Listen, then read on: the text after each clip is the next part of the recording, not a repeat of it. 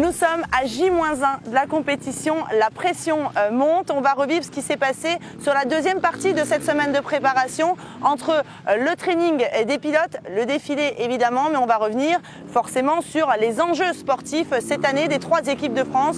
Je vous rappelle qu'en trophée et en junior, ils sont sortis vainqueurs l'an dernier à Brive. Et pour les filles, elles avaient terminé 3e. Forcément, les objectifs sont grands encore cette année à Viña del Mar. Jean-Marie Castella. Benoît Thibal. Frédéric Veil. Ouais.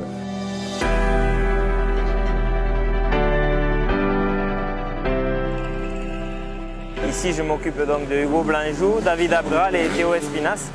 La semaine de repérage, ça a été, on va dire, terrible, l'ambiance. Donc ça, c'est super et très studieuse au niveau des repérages. Tu peux te mettre bien là et attaquer la courbe un peu ouverte. Alors que si tu arrives à droite, tu vas direct... Ouais. Grande ligne droite. Grande ligne droite, là ça fait faut revenir gauche, faire le gauche-droite. Droite qui remonte bien, avec là le petit goulet. Ouais, faut taper bien le gauche pour la cuvette là. Ouais. C'est ça? Il me semble... Je l'ai pas là. Non mais chaud, quand là. tu montes, tu finis ta... Bon, on va commencer par Théo Espinas parce que je pense que c'est celui qui sort du lot dans pas mal de points. Sur les compétitions, c'est un tueur, il veut gagner. Je pense que fin d'année, il a passé un cap. Il va falloir bien le cadrer, mais je crois beaucoup en lui. David, c'est un solide. Cette semaine, j'ai mis en place une stratégie et, qui est beaucoup dans la discussion, dans la parole, dans la confiance. Je crois beaucoup en l'ambiance qu'il y a dans l'équipe. Il est en train de se lâcher là, je le sens. Et j'espère que ça payera. J'ai envie de rouler un peu encore. T'as envie de rouler? Ouais, regarde, il tremble. Il tremble, il a envie de rouler.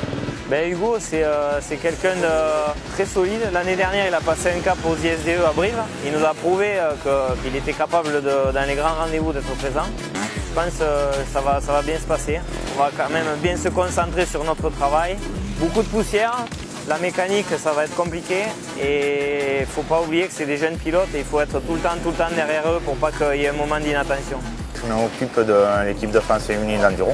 Mais la mission, voilà, c'est de faire clairement mieux que l'année dernière. La concurrence, je pense, c'est peut-être un peu plus faible, il y a un peu moins de monde.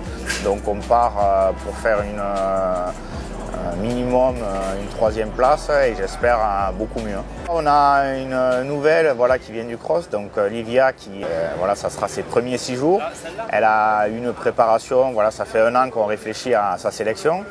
Donc voilà, elle a été vraiment très motivée et vraiment sérieuse sur l'entraînement. Donc je pense que elle devrait être vraiment bien.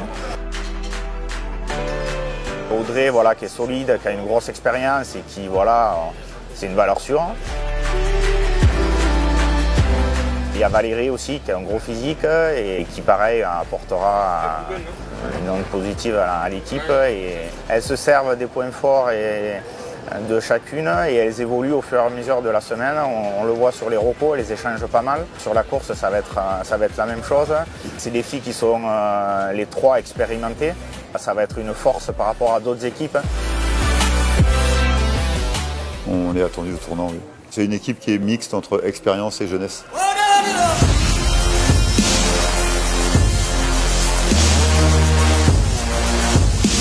Manon Bottin, c'est l'expérience et puis il se met vraiment au service de l'équipe.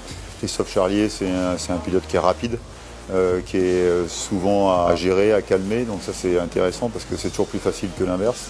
Le Clérieux, c'est le talent, il est régulier, il est précis. Et puis Thomas Dubos, c'est le petit jeune. On a vraiment confiance dans son talent de pilotage. Ça devrait faire des belles bagarres parce qu'il y en a un peu pour tout le monde. Il y a du dévers, il y a des petits virages techniques, des petites choses à faire, à savoir, du rapide, du sec. Le sable est sur la plage. Après, c'est bien aussi pour nous parce que sur le dur, je pense qu'on n'est pas trop mal. Nous, l'avantage, c'est surtout au niveau de notre préparation.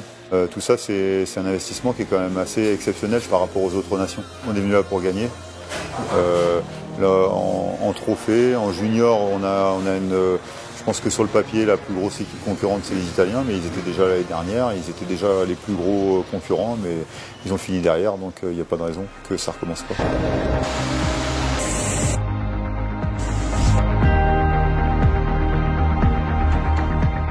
Départ de la compétition à Vignales del Mar dès demain matin ici, voilà. Les filles sont motivées, les juniors aussi, ainsi que les trophées.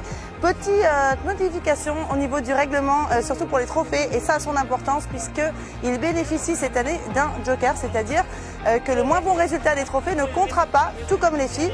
Pour les juniors, on ne change rien, toujours pas de joker.